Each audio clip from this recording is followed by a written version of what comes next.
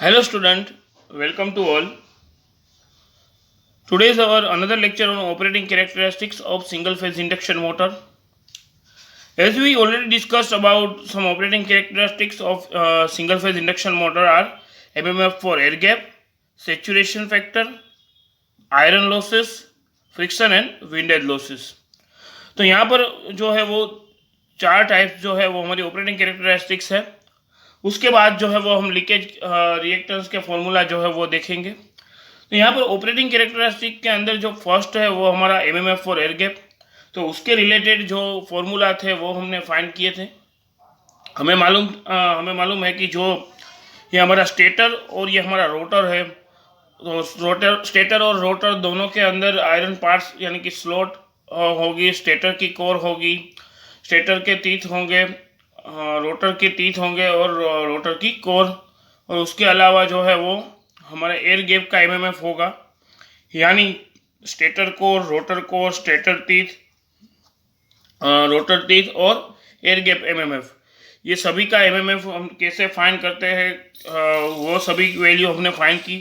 फिर उसके बाद हमने जाना कि जो हार्मोनिक्स जो प्रोड्यूस होता है उसके रिलेटेड हमें जो एमएमएफ मिलता है एयर गैप का, उसकी वैल्यू भी हम 80-60 लेते हैं, यानी कि जो टोटल एमएमएफ हमारा मैक्सिमम एमएमएफ है, मैक्सिमम एमएमएफ की वैल्यू से हम 60 जो है डिग्री तक वैल्यू लेते हैं, यानी कि जो हमारा BT60 यानी कि जो फ्लक्स डेंसिटी होगी वो फ्लक्स डेंसिटी की वैल्यू हमारी 1.36 से मल्टीप्लाई करेंगे तो हमें वो जो है वो BT60 मिलेगी और उससे हम 80-60 फाइंड करते हैं।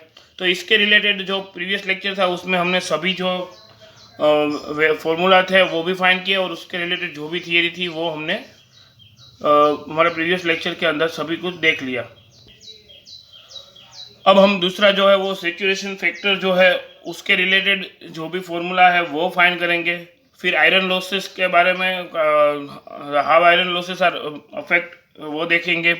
And then friction and windage losses और उसके रिलेटेड जो भी नंबर टेबल्स है वो जो भी वैल्यू जो हम चूज़ करते हैं वो सब हम आज जानेंगे। फिर लीकेज रिएक्टेंस जो है उसकी वैल्यू फाइंड करने के लिए सम फॉर्मूला है, वो फॉर्मूला के बारे में हम जानेंगे। तो पहले हम सैचुरेशन फैक्टर से स्टार्ट करते हैं। तो सैचुरेशन फैक्टर जो है वो कैसे डिफाइन होता है? सैचुरेशन फैक्टर यानी क्या है कि the ratio of total MMF required for the magnetic circuit to the ratio of MMF for the air gap, यानी कि जो हमारा सैचुरेशन फैक्टर है total MMF required for the magnetic circuit, यानी जो टोटल मैग्नेटिक सर्किट है उसके related जो भी मैग्नेटिक फ्लक्स है उसकी वैल्यू, और MMF required for air gap, जो एयर गैप के अंदर एमएमएफ जो रिक्वायर्ड होगा उसकी वैल्यू जो है उसका जो रेशियो हमें मिलेगा वो रेशियो हमारा सैचुरेशन फैक्टर रहेगा।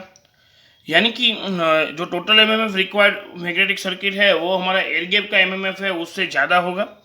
तो हमें जो यहाँ पर रेशियो मिलेगा वो जो रेशियो है वो ग्रेटर देन 1 ऑलवेज मिलेगा, यानी कि जो हमारा टोटल एमएमएफ है 80 टोटल अपॉन 80-60 या air gap MMF, total MMF upon air gap MMF.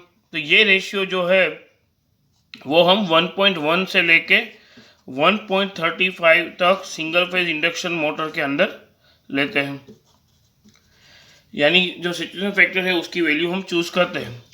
अब ये जब फ्लक्स डेंसिटी जो है टीथ की और कोर की, उसकी वैल्यू जो है वो हम अगर लोअर यूज़ करते हैं, सपोज फ्लक्स डेंसिटी जो है उसकी वैल्यू अगर हम लोअर यूज़ करेंगे तो उसके रिलेटेड हम 1.1 जो है वो सैचुरेशन फैक्टर कंसीडर करेंगे, और अगर फ्लक्स डेंसिटी की वैल्यू जो है वो हम हायर चूज़ करेंगे तो उससे रिलेटेड जो हमारी सैचुरेशन फैक्टर है उसकी वैल्यू 1.35 तक लेंगे। यानी ये जो है हमें जब मशीन के अंदर सिंगल फेज मशीन की डिज़ाइन करेंगे तो उसके रिलेटेड जो हमारा टोटल एमएमएफ होगा, यानी कि ये हमारा टीथ और ये जो है वो हमारा एयर गैप है, तो जो टोटल एमएमएफ यानी कि जो है हमारा एमएमएफ हम प्रोड्यूस करेंगे, यानी जितना नंबर ऑफ कंडक्टर और करंट फ्लो होगा उसके रिलेटेड हमें जो एम्पियर टर्न मिलेंगे, वो एम्पियर टर्न जो है वो हमारा टोटल एमएमएफ है। तो ये टोटल एमएमएफ जो है और हमारा एयर गैप का एमएमएफ, अगर एयर गैप की एमएमएफ है उसकी वैल्यू जब इंक्रीज होती रहे, मतलब इंक्रीज हमें मिलेगी, उसका क्या मतलब होगा कि उसकी वैल्यू इंक्रीज होना मतलब हमारा जो तीत है उसके अंदर जो एमएमएफ है उसकी वैल्यू रिड्यूस होना, या फिर जो तीत है उसके अंदर जो फ्लक्स है उसकी वैल्यू जो है वो ज़्यादा आएगी, यानी कि फ्लक्स जो है उसके रिलेटेड जो भी हमारा तीत है वो तीत सेचुरेट हो जाएगा। और तीत अगर सेचुरेट हो गया तो जो हमारा जो लीकेज फ्लक्स है उसकी वैल्यू भी इंक्रीज हो जाएगी। यानी अगर लोअर मशीन के बात करें तो यहाँ पर हम 1.1 तक वैल्यू चूज़ कर सकते हैं, लेकिन हायर मशीन में हमें 1.35 तक वैल्यू लेनी है। यानी कि टोटल रिक्वायर्ड एमएमएफ जो है वो एयर गैप से बहुत ज़्यादा होना चाहिए जो हायर मशीन है उसके अंदर। तो जो लोअर मशीन है उसके अंदर अगर कम वैल्यू का हो तो भी हम चलेगा। अब जो नेक्स्ट हम देखने वाले हैं वो है आयरन लॉसेस। अगर आयरन लॉस जो है जो हमारे सिंगल फेज इंडक्शन मोटर है उसके अंदर या फिर आयरन लॉस जो है उसकी वैल्यू हमारी कितने आएगी, यानी हिस्टेरेसिस लॉसेस और एडी करंट लॉसेस दोनों को मिला के हमें आयरन लॉसेस की वैल्यू मिलती है। अब ये हिस्टेरेसिस लॉसेस जो है यानी WH, तो उसकी वैल्यू फाइंड करने के लिए हमारे पास फॉर्मूला है हमारा hysteresis factor frequency into flux density square plus eddy current constant plus F square BM square into T square watts per kg। तो ये जो दोनों फार्मूला है वो हमारा जो है वो आयरन लॉसेस का फार्मूला है। तो इस फार्मूला से हम जो है वो हमारी सपोज हमारी कोई भी फंडामेंटल फ्रीक्वेंसी हो तो उसके रिलेटेड जो है वो आयरन लॉसेस की वैल्यू जो है वो हम फाइंड कर सकते हैं। लेकिन ये जो है फार्मूला से हमें जो भी वैल्यू मिलेगी वो वैल्यू हमें फंडामेंटल फ्रीक्वेंसी पर मिलेगी। तो इसके लिए हम क्या करेंगे कि हमारा जो भी वैल्यू आएगी आयरन लॉसेस की वो फंडामेंटल फ्रीक्वेंसी पर आएगी, फिर उसको हम जो है वो हमारा जो फैक्टर है उसकी वैल्यू है 1.75 टू 2.22, ये जो है वो हमारा फ्रीक्वेंसी फैक्टर है 1.75 टू 2.22। तो ये जो वैल्यू है उससे अगर हम मल्टीप्लाई करेंगे, यानी जो हमारा फैक्टर है उससे मल्टीप्लाई करेंगे तो हमें जो वैल्यू मिलेगी वो हमारी हार्मोनिक फ्रीक्वेंसी के अंदर जो है आयरन लॉसेस की वैल्यू कितनी हमें मिलेगी उसकी रिलेटेड वैल्यू हमें मिल जाएगी। यानी इस फॉर्मूला से हम फंडामेंटल फ्रीक्वेंसी पर जो एमएमएफ जो हम आयरन लॉसेस की वैल्यू है वो फाइंड कर सकते हैं, और फिर अगर फैक्टर से मल्टीप्लाई करेंगे तो हमें फंडामेंटल जो हार्मोनिक फ्रीक्वेंसी है उसके ऊपर जो हमें वैल्यू मिलेगी आयरन लॉसेस की वो वैल्यू भी हम फाइंड कर सकते हैं। तो ये जो आयरन लॉसेस है वो आयरन लॉसेस इंक्रीज कब होगा, जो हमारी मोटर है उसके अंदर अगर इनपरफेक्ट इंसुलेशन हो बिटवीन लेमिनेशन या फिर रिविट या फिर क्लैंपिंग बोल्ट में या फिर प्लेट एजिस में, तो ये सभी के कारण जो है वो हमें नॉन यूनिफॉर्म फ्लक्स डेंसिटी मिलेगी, और नॉन यूनिफॉर्म फ्लक्स डेंसिटी मिलने के कारण जो हमारा आयरन लॉसेस है वो भी इंक्रीज हो जाएगा। सो हमें जो है वो हमारी flux density related iron losses जो है उसकी वैल्यू हमें इस ग्राफ से चूज़ करनी है। यानी कि जो भी वैल्यू हम चूज़ करेंगे उसके रिलेटेड ये हमारा लॉस कर्व है, और लॉस कर्व से हमें जो है वो सभी वैल्यू जो है वो फाइंड करनी है। यानी स्पेसिफिक कोर जो है उसकी वैल्यू फाइंड करने के लिए हमें जो भी हमारी फ्लक्स डेंसिटी है उसके रिलेटेड जो भी वैल्यू हमें मिलेगी उस वैल्यू से हमें आयरन लॉसेस की वैल्यू जो है वो हम फाइंड कर सकते हैं। तो आयरन लॉसेस के रिलेटेड जो भी था हमने अभी देखा। अब फ्रिक्शन और विंडेज लॉसेस के रिलेटेड जो डिज़ाइन है उसके बारे में हम जानते हैं। अब जो नेक्स्ट जो है वो friction and windage losses.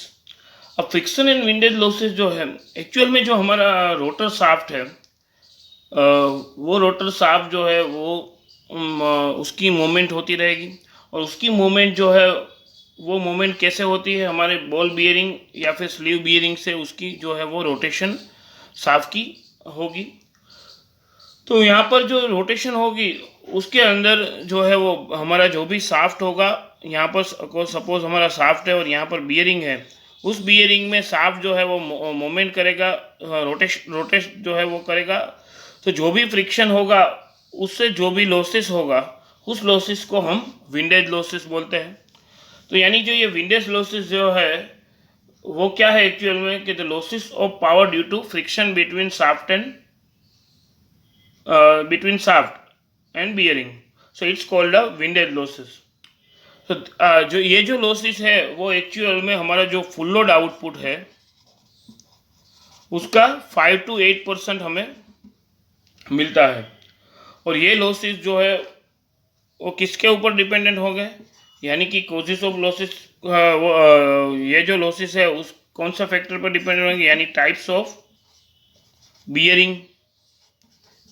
Bearing, उसके अलावा स्टेटर, आउटर डायामीटर और स्पीड।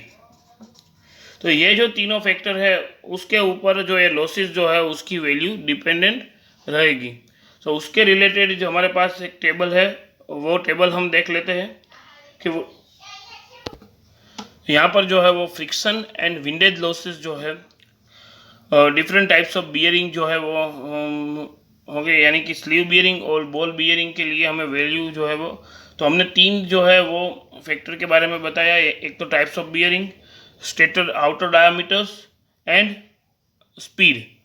तो ये तीनों फैक्टर के डिपेंडेंट हमारे पास डिफरेंट टाइप्स ऑफ जो है वो वैल्यू हमारी रहेगी स्टेटर डायामीटर की, और उसके रिलेटेड जो है वो हम आउटपुट जो लॉसेस है उसकी वैल्यू हम ले सकते हैं। यानी कि ये जो वैल्यू हमारे पास होगी इससे हमें लॉसेस जो है वो हमारे फोर्स में मिलेगा यहाँ पर। और यहाँ पर हमें जो है वो 750 आरपीएम के लिए कितने वोट मिलेंगे, जो है आयरन लॉसेस मिलेगा। उसी तरह 1000 के लिए और 1500 और 3000 के लिए हमें वैल्यू मिलेगी। तो अगर स्लीव बियरिंग की बात करें और स्टेटर डायामीटर जो है वो 150 mm तक है, तो 150 mm तक है, और अगर 750 आरपीएम है तो हमें वैल्यू मिलेगी 2.8 तक। उसी तरह 1000 आरपीएम जो है स्पीड, उसके लिए हमें वैल्यू मिलेगी 3.7। 1500 आरपीएम के लिए 5.5 वॉट हमें जो है वो लॉसेस मिलेगा। उसी तरह 3000 आरपीएम के लिए 11 वॉट जो है वो हमें लॉसेस मिलेगा। उसी तरह अगर स्लीव बियरिंग हो और 190 mm की बात करें, यानी 190 mm जो है वो हमारा आउटर डायामीटर हो, तो उसके रिलेटेड 750 आरपीएम के लिए हमें वैल्यू मिलेगी 4.8, 1000 आरपीएम के लिए 6.3, 1500 आरपीएम के लिए 9.5 और 3000 आरपीएम के लिए 19। अगर बॉल बियरिंग टाइप्स हो और 190 mm हो तो हमें जो 750 आरपीएम की वैल्यू मिलेगी वो है 3। उसी तरह 1000 के लिए 7 और 150 के लिए 11 और 3000 के लिए 72 हमें मिलेगी। अगर 250 mm जो है वो स्टेटर डायामीटर हो तो उसके रिलेटेड हमें जो है वो 750 के लिए वैल्यू मिलेगी वो है 22, 50, 62 एंड 300 जो है वॉट हमें वैल्यू मिलेगी लॉसेस की। सो ये जब लॉसेस, ये जो दिस टाइप ऑफ लॉसेस जो है उसके अंदर हमें जो भी वैल्यू मिली है उसके रिलेटेड हमारा जो आउटपुट होगा, मालूम है कि जो हमारा फुल लोड आउटपुट है उसका हम 5 to 8% जो है वो वैल्यू हमारी विंडेज लॉसेस की है। यानी इससे जो है वो आउटपुट जो है वो फाइंड कर सकते हैं। अब जो है हम लीकेज रिएक्टेंस कैलकुलेशन करने के लिए जो डिफरेंट टाइप्स ऑफ फार्मूला है वो फार्मूला हम देखेंगे। सो इंडक्शन मोटर के अंदर, सिंगल फेज इंडक्शन मोटर के अंदर लीकेज रिएक्टेंस कैलकुलेशन करने के लिए हमें different types of leakage flux जो है उसकी वैल्यू फाइंड करनी होगी और उसके रिलेटेड हमें डिफरेंट टाइप्स ऑफ रिलक्टेंस मिलेंगे। यानी ये सभी जो रिलक्टेंस है उसके फॉर्मूला जो है वो फॉर्मूला से हम जो टोटल लीकेज रिएक्टेंस है उसकी वैल्यू फाइंड कर सकते हैं। तो इसके रिलेटेड सभी फॉर्मूला जो है वो हम यहाँ पर देखेंगे, और वो फॉर्मूला जो है रिएक्टेंस फाइंड करने के लिए वो सभी फॉर्मूला को हमें जो है वो ऐसे ही याद रखना है और उससे हमें लीकेज रिएक्टेंस जो है वो फाइंड करना है। तो पहले जो है वो total stator slot leakage reactance, यानी कि हमें मालूम है कि हमने जो है वो हमारा स्लॉट होगा, उस स्लॉट के अंदर जो वाइंडिंग होगा, उस वाइंडिंग जो है अगर स्पेस वेक्टर की वैल्यू जो है वो कम होगी तो वाइंडिंग जो है उसके रिलेटेड यहाँ पर जो है वो हमारे पास फ्लक्स जो है वो लीकेज होगा स्लॉट में। तो ये जो लीकेज होगा वो हमारा स्लॉट में जो लीकेज फ्लक्स होगा उसके रिलेटेड लीकेज रिएक्टेंस की वैल्यू है। उसी तरह ये रोटर स्लॉट लीकेज रिएक्टेंस, यानी कि रोटर के जो स्लॉट है उसके अंदर जो है अगर स्लॉट की जो लेंथ है वो अगर ज़्यादा होगी तो उसके रिलेटेड जो भी फ्लक्स लिंकेज होगा उसके रिलेटेड हमें वैल्यू जो है लीकेज रिएक्टेंस की मिलेगी। फिर उसके बाद जो है जिगजैग लीकेज रिएक्टेंस, यानी हमने बताया था कि ये हमारा अगर रोटर है, स्टेटर है और ये रोटर है, तो स्टेटर और रोटर के बीच में हमारा क्या रहेगा, एयर गैप।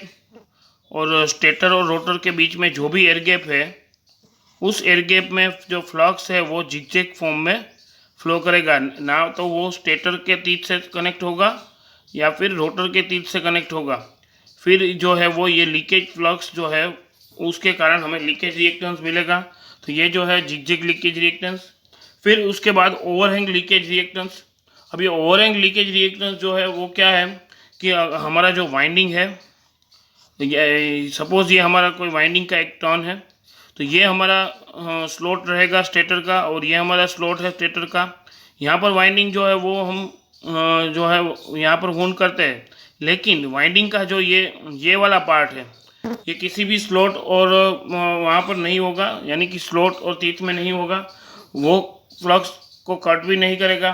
तो यहाँ से जो भी फ्लक्स जो है लीकेज फ्लक्स प्रोड्यूस होगा उसके कारण जो लीकेज रिएक्टेंस प्रोड्यूस होगा उसको हम ओवरहैंग लीकेज रिएक्टेंस बोलते हैं। फिर उसके बाद skew leakage reactance. Skew leakage reactance यानी अगर हमारा एक रोटर है और रोटर के अंदर हमने जो है वाइंडिंग को स्क्यू किया हुआ है, और स्क्यू करने के कारण क्या होगा कि जो फ्लक्स कट ऑफ होगा जो भी हमारा जो स्टेटर और रोटर के बीच में जो भी फ्लक्स कट होगा उसके रिलेटेड यहाँ पर हमने स्क्यू किया हुआ है, तो फ्लक्स जो है वो लीकेज होगा और फ्लक्स लीकेज होने के कारण जो हमें लीकेज रिएक्टेंस मिलेगा उसकी वैल्यू यानी स्क्यू लीकेज रिएक्टेंस। तो ये सभी जो टाइप के लीकेज रिएक्टेंस है उसकी वैल्यू फाइंड करके हमें टोटल रिएक्टेंस की वैल्यू फाइंड कर सकते हैं। तो पहले हम जो है वो total stator slot leakage reactance के बारे में जानेंगे। तो total stator slot leakage reactance, total stator slot leakage reactance find करने के लिए फॉर्मूला है XSS 16 into pi F mu 0 TM KWM square LSS lambda SS into CS। ये जो फॉर्मूला सभी हम अभी यहाँ पर लिखेंगे वो फॉर्मूला जो है वो कैसे डिराइव होगा वो यहाँ पर हमें देखना नहीं, जो है वो हमारे एग्ज़ाम के रिलेटेड हमारे ज़रूरी नहीं है, लेकिन अगर ये सब जानना हो कि ये कैसे डिराइव हुआ तो उसके रिलेटेड हमारा जो मैग्नेटिक सर्किट चैप्टर है, जो हमें एलिमेंट्स ऑफ इलेक्ट्रिकल डिज़ाइन के अंदर हमने जो चैप्टर सीखा था उसके अंदर ये फॉर्मूला जो है वो सभी के लिए डिराइव किए हुए हैं। ये जो हमने सभी अभी लीकेज रिएक्टेंस की बात की उसके रिलेटेड सभी फॉर्मूला थे वो यहाँ पर डिराइव किए हुए हैं मैग्नेटिक चैप्टर, यानी AK सावनी बुक के अंदर चैप्टर नंबर 3 जो है मैग्नेटिक सर्किट उसके अंदर हम फाइंड कर सकते हैं। अभी यहाँ पर जो है फॉर्मूला हम ही ऐसे ही देख लेते हैं, यानी 16 इंटू पाई, ये F यानी फ्रीक्वेंसी, म्यू 0 यानी परमिटी है, और TM जो है वो नंबर ऑफ टर्न्स, और KWM जो है हमारे वाइंडिंग फैक्टर है मेन वाइंडिंग का, और L जो है वो हमारी कोर लेंथ है, और SS जो है यानी स्लॉट है, number of slot for stator के लिए, और जो है वो हमारा लैम्बडा SS यानी कि लैम्बडा जो है वो हमारा स्पेसिफिक स्टेटर स्लॉट परमियंस है, और जो CX जो है वो हमारा कांस्टेंट है। तो ये जो फॉर्मूला है वो हमने ये हमारा total stator slot for leakage reactance के लिए है। फिर उसके बाद जो है वो total rotor slot leakage reactance, अब rotor slot leakage reactance find करने के लिए फॉर्मूला है x dash s SR is equal to 16 pi f mu 0 Tm Kwm raised to square L SR lambda SR into CX। यानी जो ये formula है वही फॉर्मूला हमने जो स्टेटर के लिए था वही फॉर्मूला यहाँ पर रोटर के लिए है। सिर्फ नंबर ऑफ स्लॉट जो है वो हम रोटर के यहाँ पर लेंगे। पहले हमने नंबर ऑफ स्लॉट जो है वो स्टेटर के लिए हुए थे। तो अब ये दोनों जो है यहाँ पर रिएक्टेंस हमें मिला। अगर हमें रिएक्टेंस की वैल्यू जो है वो टोटल रिएक्टेंस की वैल्यू फाइंड करनी है रिफर टू स्टेटर, यानी XS is equal to XSS plus X dash SR। तो ये जो वैल्यू हमें मिलेगी वो हमें टोटल जो है वो रिएक्टेंस की वैल्यू मिलेगी रिफर टू स्टेटर। अब हमें जो फॉर्मूला फाइंड करना है वो हमारा जिगजैग लीकेज रिएक्टेंस के लिए। अब जिगजैग लीकेज रिएक्टेंस फाइंड करने के लिए फॉर्मूला है हमारे पास XZ 16 pi f mu 0 Tm into Kwm और raise to square L upon SS into lambda Z। यानी ये जो है वो हमारा स्पेसिफिक जो वैल्यू है स्पेसिफिक परमिएंस की जिगजैग लीकेज रिएक्टेंस के लिए। तो ये परमिएंस की वैल्यू जो है वो फाइंड करके हम जो जिगजैग लीकेज रिएक्टेंस है उसकी वैल्यू फाइंड कर सकते हैं। जिगजैग लीकेज रिएक्टेंस की वैल्यू फाइंड करने के लिए परमिएंस की वैल्यू फाइंड करने के लिए हमारे पास फॉर्मूला है WTS, यानी कि हमारा जो रोटर है उस स्टेटर है उसका तीत, WTR यानी रोटर का तीत, WTS square plus WTR whole raise to square upon 12 into LG into YSS square और YSR। यानी WTS यानी 30 जो हमारा स्लॉट है जो स्टेटर है उसके 30 की विड्थ, WTR यानी जो रोटर है उसके 30 की विड्थ, और यहाँ पर भी 30 की विड्थ फॉर स्लॉट और 30 की width for rotor int upon 12 into LG यानी कि लेंथ ऑफ एयर गैप और इंटू YSS यानी कि स्लॉट पिच स्टेटर की और YSR यानी स्लॉट पिच रोटर की। तो इससे जो है वो हम लैम्बडा Z की वैल्यू फाइंड कर सकते हैं, यानी स्पेसिफिक परमिएंस की वैल्यू फाइंड कर सकते हैं जिगजैग लीकेज रिएक्टेंस के लिए, और उस वैल्यू से जो है वो हम जिगजैग लीकेज रिएक्टेंस जो है वो फाइंड कर सकते हैं। उसके बाद जो है वो हम ओवरहैंग लीकेज रिएक्टेंस के लिए फॉर्मूला जो है वो देखेंगे। अब ओवरहैंग लीकेज रिएक्टेंस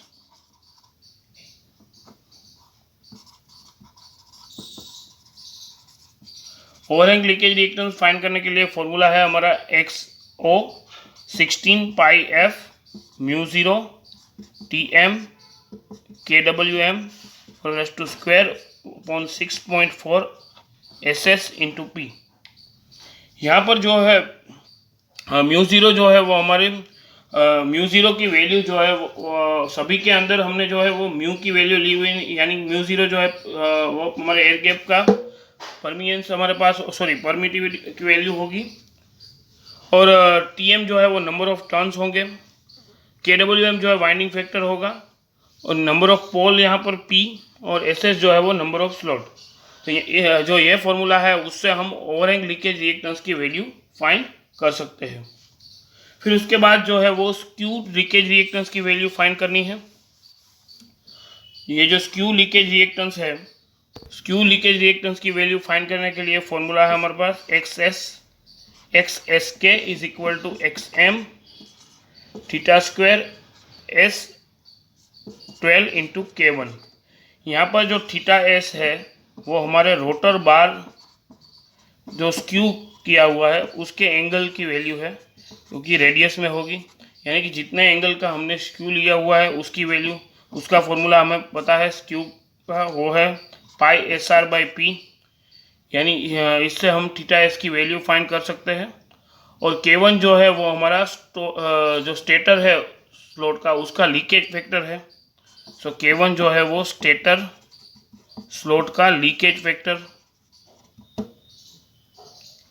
तो K1 की वैल्यू और थीटा की वैल्यू के से हम जो हमारा स्टेटर का मेन वाइंडिंग का रिएक्टेंस है, उस रिएक्टेंस से हम जो है वो स्क्यूड जो है स्टेटर स्क्यू के लिए हम रिएक्टेंस की वैल्यू जो है वो फाइंड कर सकते हैं।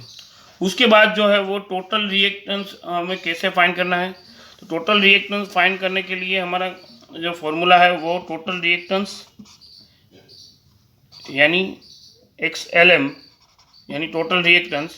सो total reactance for motor is equal to XS for stator, XR for rotor, XO for the overhang plus XSK for the और लीकेज स्क्यूड रिएक्टेंस। यहाँ पर जिगजैग लीकेज रिएक्टेंस जो है उसकी वैल्यू जो है वो हमारे स्टेटर और रोटर के जो मेन वाइंडिंग का लीकेज रिएक्टेंस है उसके अंदर हम वैल्यू नहीं कंसिडर करेंगे। तो टोटल रिएक्टेंस जो है वो हम इस फॉर्मूला से फाइंड कर सकते हैं। तो यहाँ पर हमने सिंगल फेज इंडक्शन मोटर के लिए जो है ऑपरेटिंग कैरेक्टरिस्टिक के बारे में सब कुछ जाना और उसके बाद लीकेज रिएक्टेंस के रिलेटेड सभी फॉर्मूला हमने यहाँ पर देखे। एग्जाम पॉइंट ऑफ व्यू से देखा जाए तो ये जो क्वेश्चन था वो एग्जाम के अंदर 3 फेज इंडक्शन मोटर के लिए पूछा जाता है, लेकिन सिंगल फेज इंडक्शन मोटर के रिलेटेड कभी भी पूछा नहीं गया है। लेकिन अगर फॉर्मूला जो इसके रिलेटेड फॉर्मूला जो है उससे हम जो है सिंगल फेज इंडक्शन मोटर के लिए लीकेज रिएक्टेंस की वैल्यू डिज़ाइन कर सकते हैं और ऑपरेटिंग कैरेक्टरिस्टिक्स की वैल्यू जो है उसके फैक्टर जो है वो हम फाइंड कर सकते हैं। Thank you.